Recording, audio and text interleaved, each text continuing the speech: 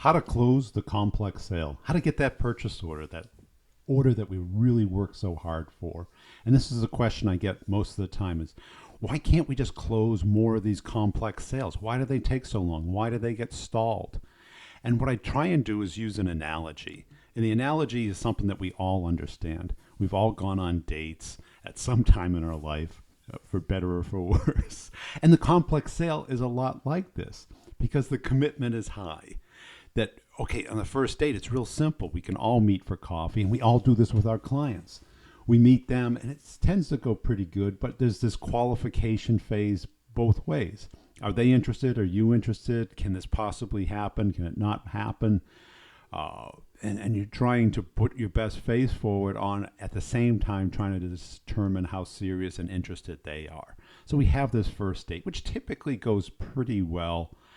Not so much in dating, though. And then you kind of get the further dates, which is kind of this technical sale, where do you get along? Do you enjoy the same things? And the complex sale, this is about, does the product or service really fit what we do? Does it solve a particular problem for us? And as we get past that, and yes, it works, then there's a stage called meeting the parents. This is where the kind of the business side of it comes about, where other people's influence really matters. This is where the managers get involved, and that their influence is very high. And if they're paying for the wedding, the influence is very high. So you got to think of this analogy where you're really getting tested by people who have seasoned business experience and have the budget. And you have to build relationships with them, build respect with them, explain to them why your product, your service really makes sense. And if you pass that stage, you get to the proposal stage.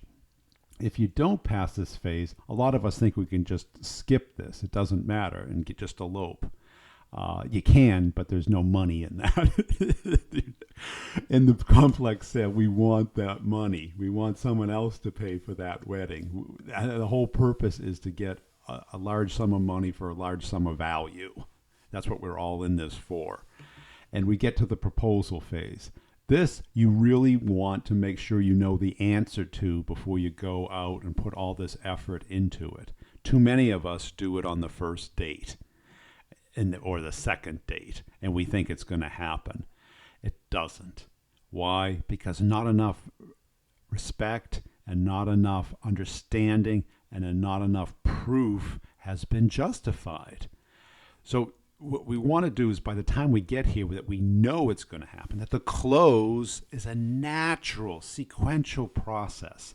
Not that you hit certain milestones, but that you can basically prove that you can provide the right solution for the client to get them the outcome that they want. And this has to be done in a bidirectional, teamwork-oriented manner. It's not about sending emails and proposals. It's about proving that your product or service can deliver the outcome that they want. Because in business, there's always a prenup. There's always a contract of some kind, because there's so low level of trust. The trust has to be built by delivering, by giving, not just by taking, not just by proposing. And if it all works out, they live happily ever after. And we know how well that works in marriage. If this makes sense for what you're selling, check out the podcast, The Brutal Truth About Sales and Selling, on iTunes. If this made sense, please like it, subscribe if you'd like more, comment if you disagree or agree. Thanks for watching.